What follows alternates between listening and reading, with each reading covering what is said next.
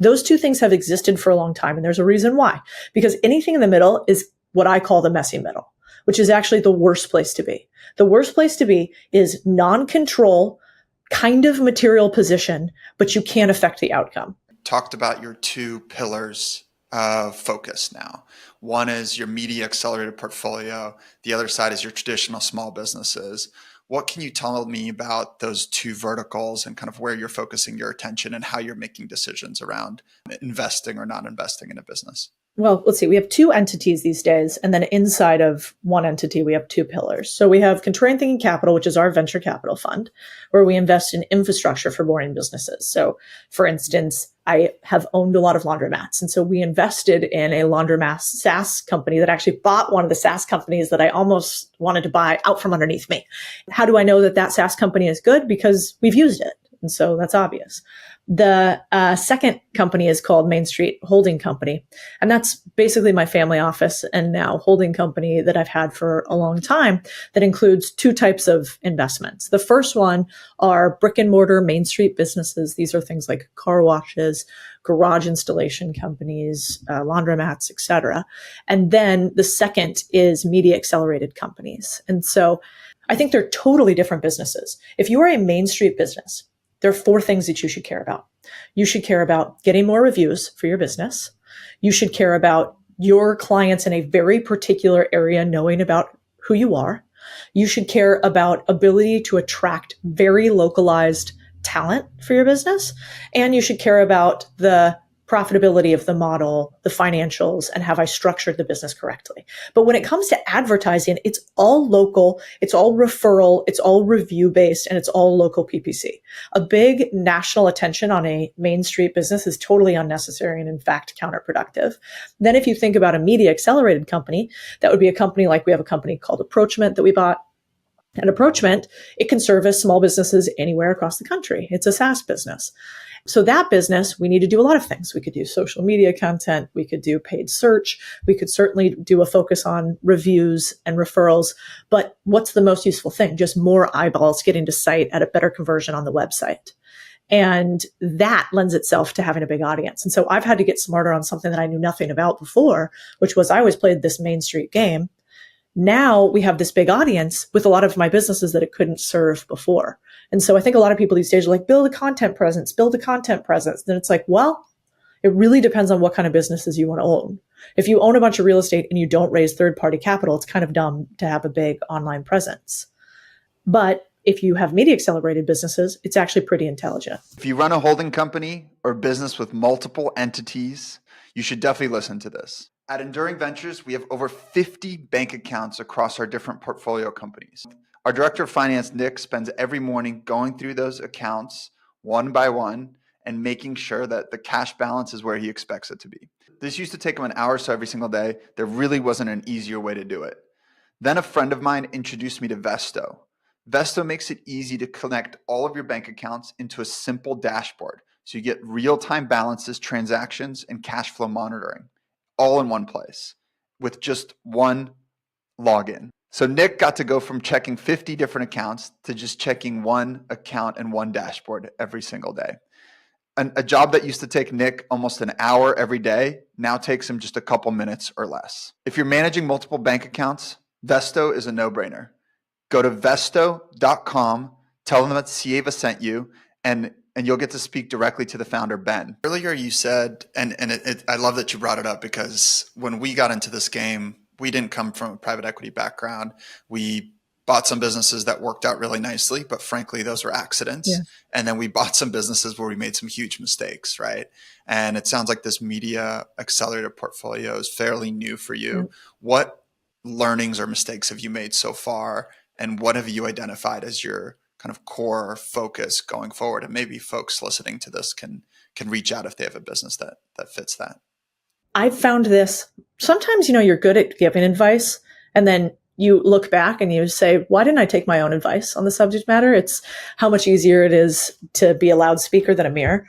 And in this instance, with our media accelerated companies, I did two things that I tell people not to do, which is there's already a barbell in investing that has existed with minds much more brilliant than any of us for a long time. And that is private equity, which is control and almost complete ownership, versus venture capital, which is no control and very minority ownership. Those two things have existed for a long time, and there's a reason why. Because anything in the middle is what I call the messy middle, which is actually the worst place to be. The worst place to be is non-control, kind of material position, but you can't affect the outcome. And so I did that with two companies in the Media Accelerated company. And all of a sudden, I didn't own most of it. I'm talking about it out loud. And this company is meaningful for me, but not meaningful enough where I can make decisions. And so that is something that I would never do again. Stay out of the messy middle. Either own the whole thing or have control over it, or don't spend a bunch of time on it and hope that you're good at betting as opposed to growing. Two very different things. And so now we don't play in the middle between the two of those.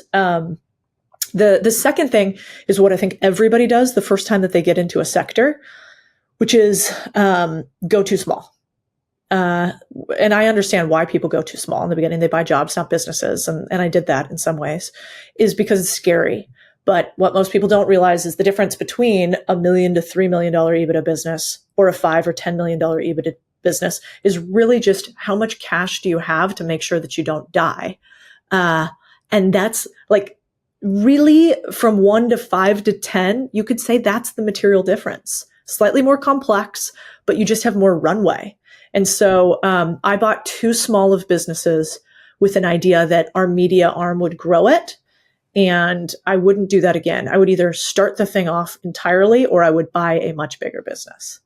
So is your preference now, I mean, you've built this massive audience, this large newsletter list of people that could be potential buyers for your services. So is your preference to own the majority? Because it feels like you're creating so much value for these businesses that why would you want to own like 5 or 10% of a business where you're going to create so much value? Yeah, I think I will do that if it's in the venture capital fund, in which case we will help them on a group basis, but we're not going to get our hands dirty in the business, and we will not be the force function for growth, which is important for venture capital. Like venture capitalists always talk about all this value add, and what you end up finding when you invest in small businesses is you end up giving all the value and time to the businesses that end up having the lowest return, and the ones that become outsized don't need your help. They're motoring. Like they might need little things one off here and there, but you could barely call that value add. And so, so on the Media Accelerated side, yes, we either want to own control majority of companies, or we want the company to be quite big that we come into.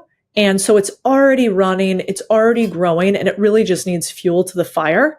And we come in with like a very prescriptive mandate. So like, for instance, I'm looking at a nationwide franchise company right now that I really like. For the first time in looking at franchises, I really like this model.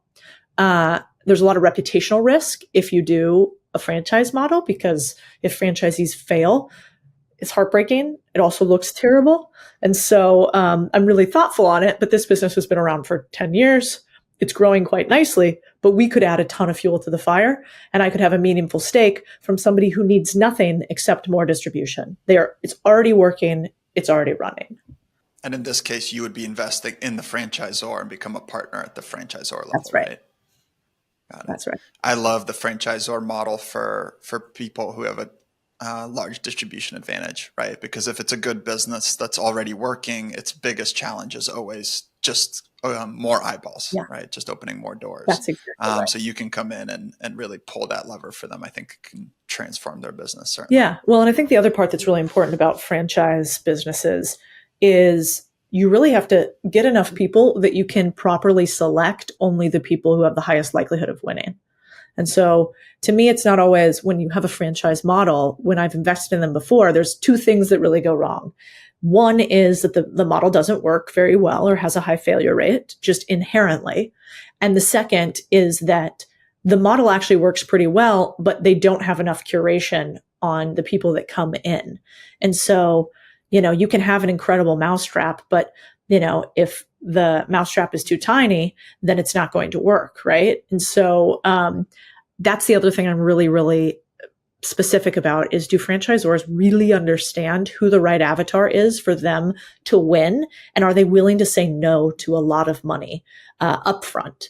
And I think a lot of the big franchisors, the problem is they just want the fees, then they take back the territory, they resell it to the next guy, and that you don't want to have happen.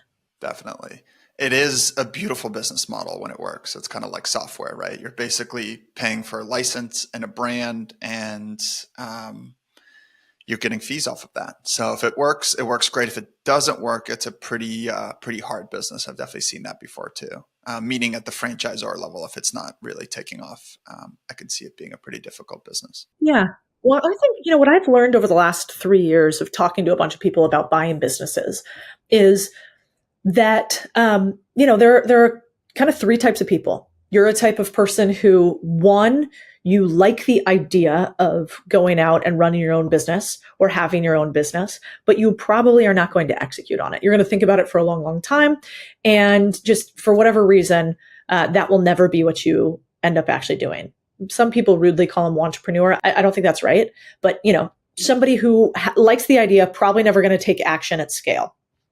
Then you have the type of person who really wants to do this. And no matter what, it's just a matter of time. They're going to execute. This is the type of person that you can't stop, but you can accelerate. We try to find those both in our portfolio companies and in our communities to help accelerate the people that are like, I'm doing this no matter what, but can I do it faster, better, cheaper, make more money, et cetera? Cool. And then you've got this third model, which I'm realizing more and more, which is somebody who is going to do it, but would like a little bit more hand-holding and wants freedom and ownership, but actually wants a lot of guardrails, wants to bowl with bumper lanes. And that's actually a beautiful model too. There's nothing better about this risk it all, throw it all out person in the middle than the bumper rails.